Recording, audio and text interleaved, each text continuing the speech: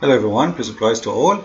In this video we will answer this mad atheist. Some they say he isn't an atheist, he's agnostic. It doesn't matter for me. Agnostic is an atheist for me at the end because it's simply someone who's confused.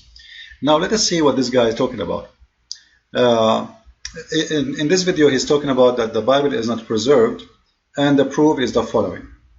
This entire situation, which is that we cannot know whether the Gospels have been preserved accurately through the ages, and I'm going to try and illustrate. Just wait.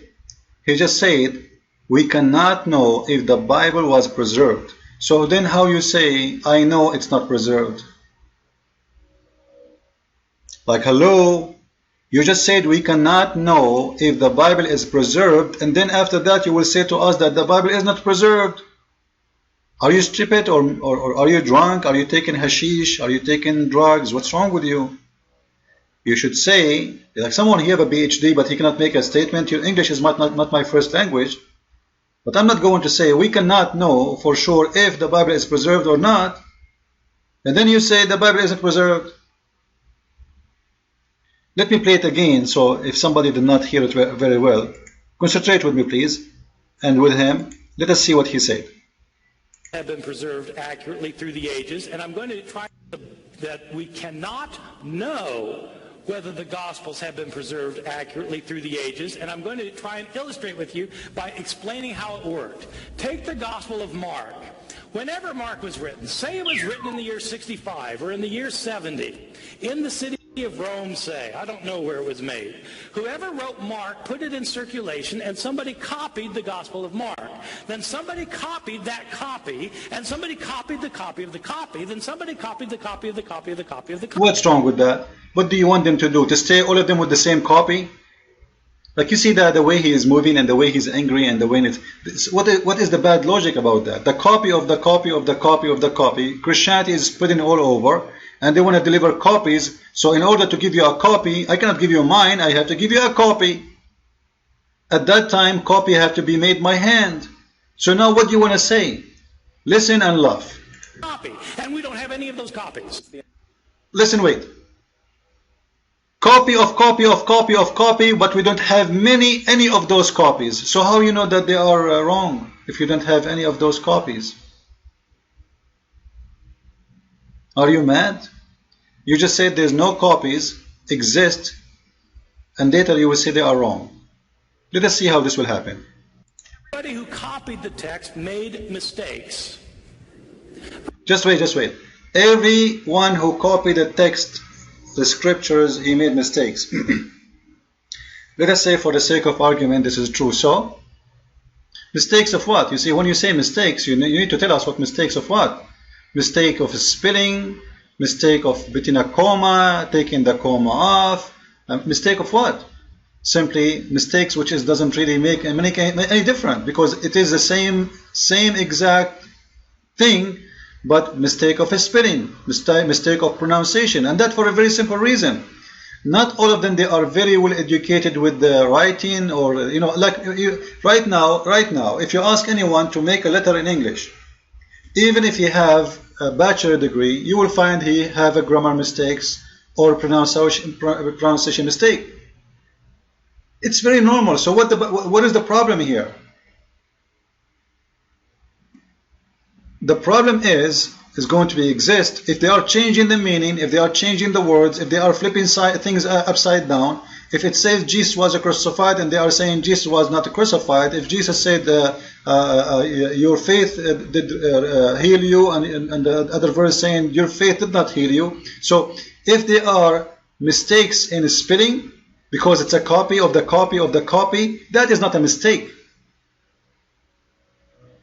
That is not a mistake to make the Bible not preserved. That is a mistake of a human being in copying the copy of the copy. The mistake will be, or let us say the Bible will be not preserved, if the copies, each one of them is different in the meaning, in the words, in what Jesus said in the story, contradiction, but not mistakes and errors in copying. That's very normal. However, As long there's many, many, many copies and copies of copies of copies of copies of copies, as you said, there is no way for someone to change the Bible. Why? As an example, I have my book. Many of you have it already. If you have my book in your hand, how me myself can change the book? I cannot. Because you have it. I don't. You do have it. I don't have it. It's my book. I am the one who wrote every word there. It's not you. But yet I cannot change what you have in your hand. Let us say I made a second print for my book. And I rephrase a line there, and I said to myself, you know what, because English is not your first language, so you better say it this way. That will make it more clean, as I mean a clear word for everybody to understand. That will be a change, but it's not a change in the book as much as change in the way you present your idea. However, in the book of God, the change will be if you are changing the story, if you are contradicting the story, if you are coming with a story have nothing to do with the original story, etc. But missing in a pronunciation or a grammar, that is not really, who cares? This is a human error. This is not God error. This is happening because people, they are copying using their hand and their language skill. However, later he will say to you that the strange, the more you get earlier you go with the copies, the more mistakes you find. And the more far away from the earlier ages, the less mistakes you will find. And the mistakes he's talking about is about grammar and spelling and pronunciation. But it's not about contradiction. There's no real contradiction. So why now it's more accurate from even before? For a very simple reason. You see, what he's talking about is not talking even about a book. He's talking about manuscript, which means pages. Pages found here, pages found there, pages found in this house, pages found in that church. It's not the book he's talking about. He's comparing the copy of the book with manuscript found here and there. Now, the manuscript, they can be, let us say, very authentic, speaking of Christians' belief, or it can be even a manuscript of heresy, like, let us say, let's, for the sake of argument, Jehovah's Witnesses was existing at the time of Jesus, and they have their own book, and then you find the pages, it says Bible of John chapter 1, verse number 1, but it's made by Jehovah's Witnesses. If we read it, we will find in the beginning it was the Word, and the Word was with God, and the Word was a God. All what they changed is a. They just added a. They don't even change the word. They added just a. That a will change the whole meaning. That will be a corruption. But not writing the word with one more letter more because of a mistake of pronunciation or a grammar mistake, or those things, they don't count to say the Bible is preserved or not. However, you will notice that the more Bible translated new ones is more accurate than the old one. Why? Because the new one, they have more manuscript to look at from the older one, which means to compare between the original language and the book we have today. Actually, I found a video. I found it very interesting to explain to you about what I'm talking about. You can go. This is the name of the video. You can watch it yourself. All right. I will play some of it. Now this is him talking there. So we will go to this part here and see what they are talking about. Dr. Paul Meyer, professor of ancient history at Western Michigan University, disagrees. He claims that we now have a better idea of what the original manuscript said than ever before. When it is just the opposite taking place. Despite the time that evolves here, we're getting a better and better reading of the original New Testament text than ever before. Why? King James Edition, 1611, based on 6 biblical texts. The Revised Version of 1870, 2,000 Greek texts. Today, scholars have this embarrassment of riches, whereby they have 5,700 manuscripts in whole or in part, against which textual critics, using very exacting rules, are able to get further and further back to the original readings. So what he's saying is absolutely stupid and funny. And actually, what this brother here he said, it's very logical. The more we discover manuscript, the more the manuscript prove itself. The more the manuscript prove that this is the original and this is the truth, and the more we will have better even translation for the Bible from the original text. It's not the opposite.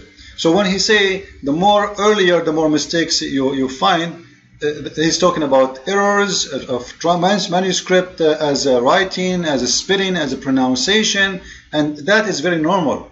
That's very normal, because if I write now a chapter of the Bible by my hand, you will see how many mistakes I will do when I am writing. Or even somebody else is reading my writing, because my handwriting is not clear. He might copy my error, or let us say because he thought it says that, so he wrote whatever he saw.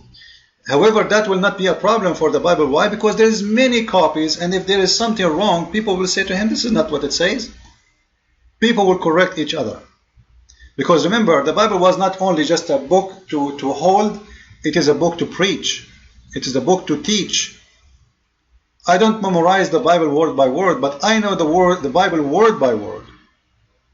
If somebody now start reading me a story about Jesus, how he was crucified, I will tell him right away, you are lying, because the Bible doesn't say that, even though I am not memorizing word by word, because what he's saying is not what the story I learned about Jesus. If somebody says Jesus said hate your enemy, I will know that that's not true, because Jesus said love your enemy. So there is no way for the manuscript to be destroyed, because it was in the heart of the believers everywhere. It was a knowledge to spread. It was a faith people they die for. This is how much they are attached to the word. So how you say to me that those who used to be thrown to the animals, and people they say to them, leave Jesus and you will survive, we will not kill you, and they are willing to die and to be feeded for tigers and lions, you are telling me that those people did not preserve the Bible? That is the most stupid thing ever you can hear. Why? Because those people, they are paying their life to preserve the Bible. They are paying their life to preserve the truth. So mistakes and errors of a grammar, that is not a mistake.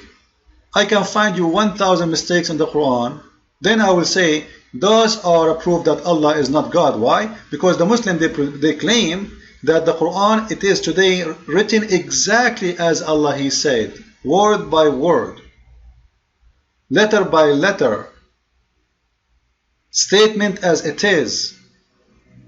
And then when we find a mistake, that will be a problem. But when you are talking about a copy, let us say now you ask me to make a copy of any translation of the Bible. I assure you, I will not make perfect copying, because simply I am a human being, I will make mistakes.